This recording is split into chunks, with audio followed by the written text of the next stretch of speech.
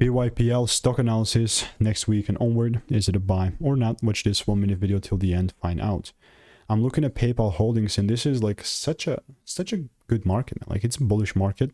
Although yeah, the price is already, this is how it looks like. You know, I had my previous idea where, because it's just like in a supply zone, and I was like, if we break the lows first here, then it's a short. But if you break the highs, this is getting deleted.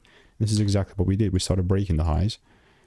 Therefore, if you follow the ranges right now, we have new targets, and we can finally shift from being this bearish meme to start to finally try and look for longs, because longs are far more enjoyable for me. Honestly, like far more enjoyable.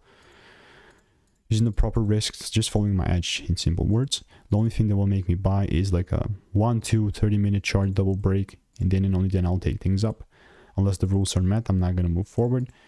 In the meantime, all I will keep doing is I'll just keep waiting, not waiting, but waiting. And if you want to make more money trading in a simple and lean way, click the first link in the description. It's a free newsletter.